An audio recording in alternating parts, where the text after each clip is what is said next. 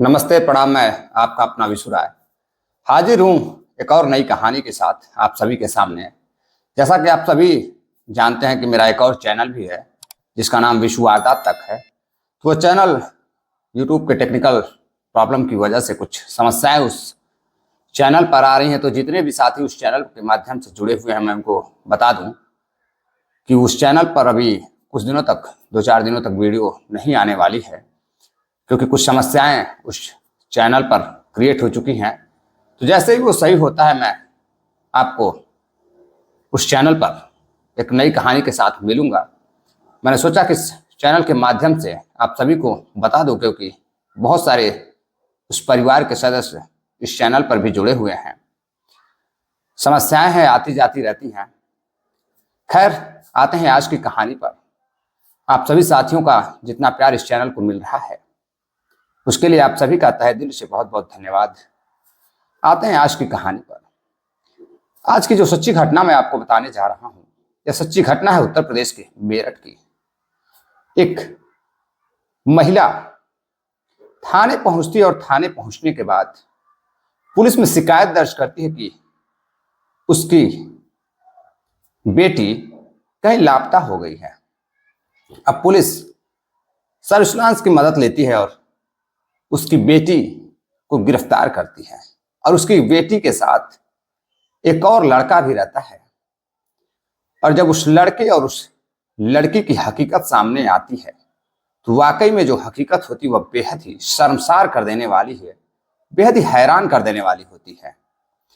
दरअसल मैं बात कर रहा हूं उत्तर प्रदेश के मेरठ के एक थाना लगता है शरूरपुर थाना। शरूरपुर थाना के अंतर्गत एक गांव आता है। प्राइवेसी के वजह से मैं उस गांव का नाम नहीं ले सकता। उस गांव की रहने वाली एक लड़की जिसका नाम शीला रहता है। शीला के परिवार में शीला की एक बड़ी बहन करिश्मा और उसके माताजी, पिताजी और एक छोटा भाई वरुण भी 4 से 5 लोगों का परिवार रहता है। सभी साथ रहते थे। अब जो छोटी बहन रहती है शीला, उसकी उम्र 19 साल रहती है और शीला पढ़ाई लिखाई करती थी। रोजाना वह कॉलेज जाती थी। वह बीए सेकेंड ईयर की छात्र रहती है।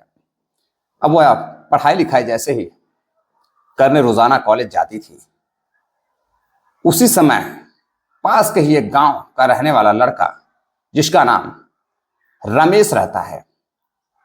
अब रमेश भी उसी के कॉलेज में पढ़ाई करता था। अब दोनों मिलते जुलते क्लासमेट रहते हैं, एक दूसरे को दिल दे बैठते हैं। एक जो लड़की रहती है शीला, वह बेहद ही प्यार करने लगती है रमेश को।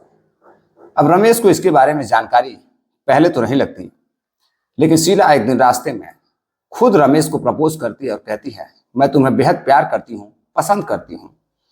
अब रमेश एक खूबसूरत लड़की को सामने, जो कि उसकी क्लासमेट रहती है, देखता है कि खुद लड़की लड़के को प्रपोज कर रही है। अब रमेश भी खुश हो जाता है, उसको और क्या चाहिए था। रमेश भी कहता है, मैं भी तुम्हें पसंद करता हूं और बहुत दिनों से कहने की कोशिश कर रहा था, लेकिन डरता था, मैं कह नहीं पा रहा था।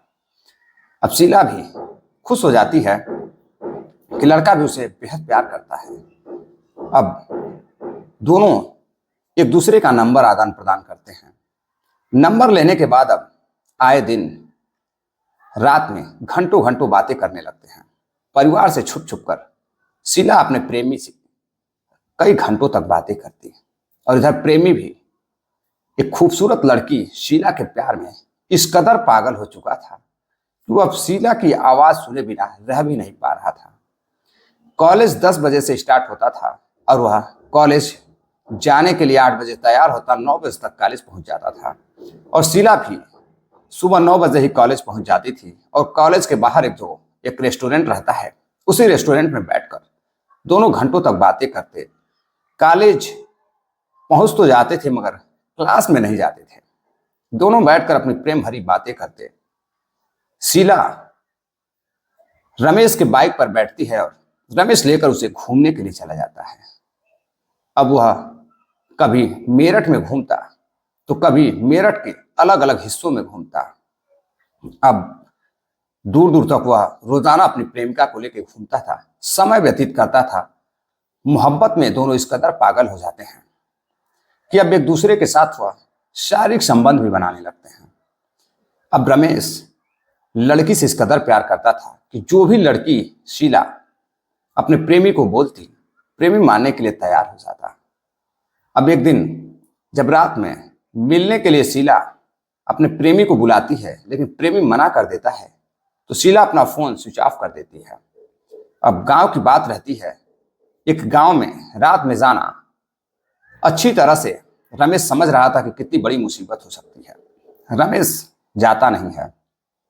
अगले दिन जब कॉलेज खुलता है, शीला पहुंचती है कॉलेज, रमेश भी पहुंचता है कॉलेज, तो शीला बेहद नाराज दिखती है, रूठी रूठी सी रहती है। अब रमेश का भी मन कॉलेज में लग नहीं रहा था। उसकी प्रेमिका उससे रूठ चुकी थी। अब वह सोचता है कि मैं क्या ऐसा काम कर दूं कि उसकी प्रेमिका उससे मना ले, मान जाए। अब वह एक गुलाब का फूल लेकर आता है और अपनी प्रेमिका को देता है। प्रेमिका फूल फेंक देती है और गुस्सा हो जाती है। फिर किसी तरह से रमेश उसे मनाता है, कई मैसेज करता है, माफी मांगता है अपनी प्रेमिका शीला से, तो शीला मान जाती है। शीला एक बेहद ही खूबसूरत लड़की रहती है। अब शीला फिर से उसके साथ घूमने के लिए, कहीं दूर जाने के लिए कहती है। अब रमेश अपनी प्रेमिका को लेकर दूर कहीं घूमने के लिए जाता है। कई घंटों तक साथ रहता है। दोनों का जो सुरूर रहता है, जो प्यार का नशा रहता है। अब शाम हो जाती है, उन्हें पता नहीं चलता है। शीला घर पर लेट पहुंचती है। करीब अंधेरा हो जाता है, 7 साढ़े 7 बज रहे थे। अब उसके घर वाले शीला को डांटते हैं कि अभी तक तुम कहाँ थी, गांव की सारी लड़कियां आ चुकी है। तो बताती है कि मैं एक सहेली के घर चली गई थी। तभी अगले दिन शीला घर से निकलती है, लेकिन घर काफी देर पहुंचती है। फिर पिताजी डांटते हैं कि आखिर तुम कहाँ थी। दरअसल शीला अपने प्रेमी रमेश के साथ घूमने के लिए होटलों में चली जाती है। होटल में उसके साथ शारीरिक संबंध बनाती है और अपने घर लेट पहुंचती है। अब घर वालों को फिक्र होती है कि एक जवान लड़की आखिर कहाँ घूम रही है, कहाँ जा रही है। जब तक समझने की कोशिश करते माता पिता, अगले दिन जब लड़की कॉलेज के लिए निकलती है तो वह घर नहीं पहुंचती है। अब घर वाले परेशान हो जाते हैं कि वह कहाँ चली गई। रात के 10 बज जाते हैं, 11 बज जाते हैं। अब घर वाले परेशान होने के बाद अगले दिन थाने पहुंचते हैं और थाने पहुंचने के बाद शिकायत दर्ज कराते हैं, जो शरूरपुर थाना रहता है, कि उनकी लड़की कॉलेज गई थी लेकिन अभी तक घर नहीं आई है। अभी पिता थाने शिकायत दर्ज कराकर बेटी की गुमशुदगी की घर जैसे ही पहुंचता है, फोन आता है कि वह एक कॉलेज के लड़के के साथ शादी कर ली है, वह लव मैरिज कर ली है। अब पिता घबराने लगता है। पिता के सम्मान की बात रहती है कि उसकी बेटी भागकर कहीं शादी किसी और लड़के के साथ कर ली है, बिना घर वालों के मर्जी के। अब वह दोनों भागकर मेरठ से दिल्ली पहुंच जाते हैं और दिल्ली जाकर एक मंदिर में शादी कर लेते हैं और साथ रहने लगते हैं। अब घर पर एक और जवान बेटी रहती है, बड़ी बहन, जो कि 22 साल की रहती है। बड़ी बहन की शादी हुई नहीं थी। पिता के कंधे पर बड़ी बेटी की जिम्मेदारी रहती है और इधर छोटी बेटी भागकर शादी कर लेती है। अब दोनों जीने मरने की कस्में खाते हैं और साथ रहने लगते हैं। अब कुछ ही दिनों बाद लौट कर वह घर आते हैं। घर वाले भी मान जाते हैं किसी तरह से, घर वालों को मनाया जाता है। आखिर एक पिता और एक माँ कर भी क्या सकते थे।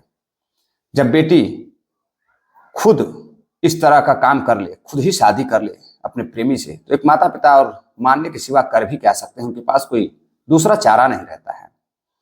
अब कुछ दिनों तक रमेश अपने गांव, अपने घर पर अपनी बीवी के साथ रहता है। इसी समय उसकी जो बीवी रहती है वह प्रेग्नेंट हो जाती है और कुछ महीनों बाद वह एक बेटी को जन्म देती है।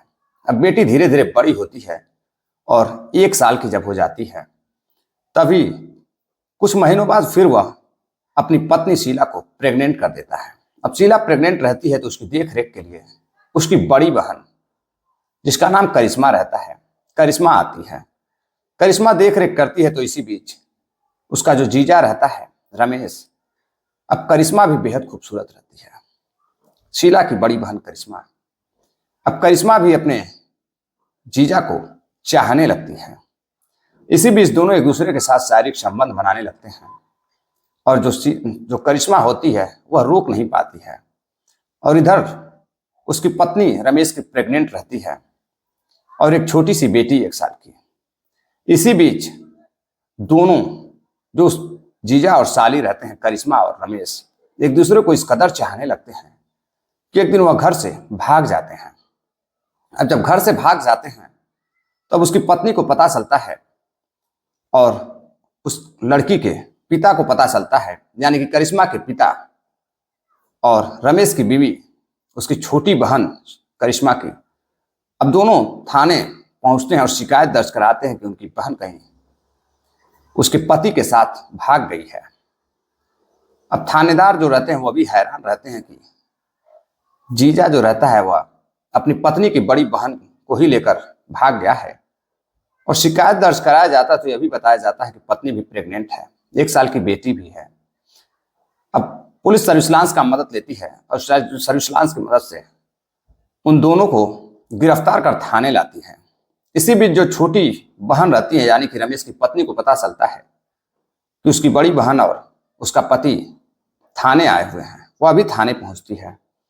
अब थाने पहुंचती है तो जो वह अपनी बड़ी बहन को घूर कर देखने लगती है, गालियां देती है और अपने पति को भी डांटती है, तुम्हें शर्म नहीं आई, तुमने यह कैसी हरकत कर दी मेरी ही बड़ी बहन के साथ, तुमने तो मुझसे मोहब्बत की थी और तुम्हारे कहने पर मैंने शादी की थी। अब पति कुछ सुनने को तैयार नहीं था, वह चुपचाप बैठा हुआ था।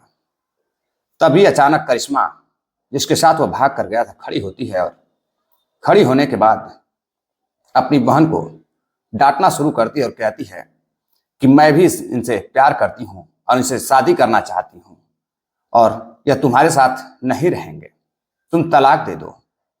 अब जो छोटी बहन रहती है, रमेश की प्रेमिका और उसकी पत्नी, वह गुस्सा हो जाती है और पास में एक जहर का पुड़िया लेकर भी आई थी। जहर का पुड़िया निकालती है और आत्महत्या करने की बात करने लगती है। किसी तरह परिजन उसे संभालते हैं और पुलिस वाले संभालते हैं। पुलिस वाले लाख समझाते हैं रमेश और उसकी साली करिश्मा, जिसके साथ वह भाग कर गया था। दोनों समझने को तैयार नहीं थे। अब रमेश का जो मन था वह पत्नी से भर चुका था और वह करिश्मा के साथ रहना चाहता था, और जो करिश्मा थी वह रमेश के साथ रहना चाहती थी, यानी कि अपने जीजा के साथ रहना चाहती थी। अब दोनों इस कदर मोहब्बत करने लगे थे, हवस में इस कदर पागल हो चुके थे कि अब ना तो उन्हें समाज दिख रहा था ना परिवार दिख रहा था। अब उसी थाने में एक पंचायत बुलाई जाती है, पंचायत होती है।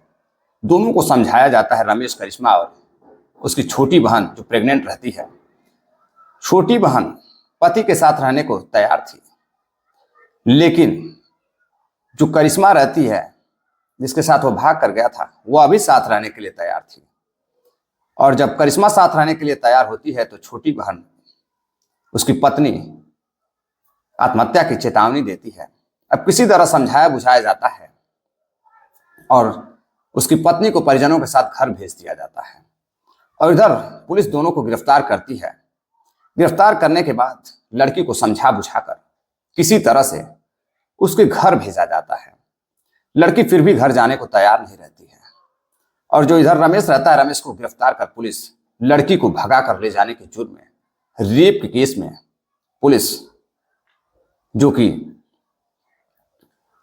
अपना तैयारी कर रही थी जेल भेजने के लिए, लेकिन अब जिसके साथ रेप हुआ था वह खुद शादी करने के लिए तैयार था, तो पुलिस कर भी क्या सकती थी। परिवार वाले किसी तरह समझाते हैं, रिश्तेदार आते हैं, वो किसी तरह समझाते हैं, तब जाकर कहीं रमेश और करिश्मा समझने के लिए तैयार होते हैं। लेकिन बात बात पर जैसे ही घर जाने की बात होती थी, करिश्मा कहती कि नहीं, मैं अपने जीजा के घर जाऊंगी, जीजा के साथ रहूंगी। अब घर वाले परेशान थे, पुलिस वाले परेशान थे कि आखिर क्या किया जा सकता है। छोटी बहन आत्महत्या करने को तैयार थी, वह जहर का पुड़िया हाथ में लेकर बैठी हुई थी। अब परिवार वाले परेशान रहते हैं। इसी बीच माँ कहती है कि अब तुम दोनों बहन नहीं मानोगी तो मैं खुद आत्महत्या कर लूंगी, तुम लोग मेरा मरा हुआ मुंह देखोगे। अब वह खुद आत्महत्या करने की कोशिश करने लगती है। इसी बीच दोनों बेटियां जाकर माँ को बचाती हैं। बचाने के बाद जब माँ समझाती है तो करिश्मा समझ जाती है और अपनी माँ के साथ अपनी बड़ी जो छोटी बहन रहती है शीला की भी बात मानती है और अपनी मां के घर चली जाती है। और इधर पुलिस चेतावनी देते हुए लड़के को छोड़ देती है कि अगर दोबारा कुछ तुमने ऐसा वैसा किया या कोई केस होता है या किसी भी प्रकार की घटना होती है शीला या करिश्मा के साथ, तो उसके जिम्मेदार तुम हो गए। रमेश को चेतावनी देते हुए पुलिस छोड़ देती है। अब यह घटना जब न्यूज मीडिया के माध्यम से गांव तक पहुंचती है, लोगों तक पहुंचती है, तो लोग तरह तरह की चर्चाएं करते हैं। लोग यह सोचकर सुनकर शर्मसार हो जाते हैं कि अपनी जिस लड़की से वह प्रेम करता था उससे शादी भी किया, सब कुछ मिल गया, घर वाले भी मान गए, फिर भी यह कैसा प्रेम था कि उसकी बड़ी बहन के साथ जाग चुका। अब उसका लगाव बड़ी बहन के साथ हो जाता है, बड़ी बहन का लगाव उसके जीजा के साथ हो जाता है। यह प्रेम नहीं, यह तो हवस है। अब तरह तरह की बातें चलती रहती है। खैर, इस कहानी को सुनाने का उद्देश्य आपको जागरूक करना है, सावधान करना है।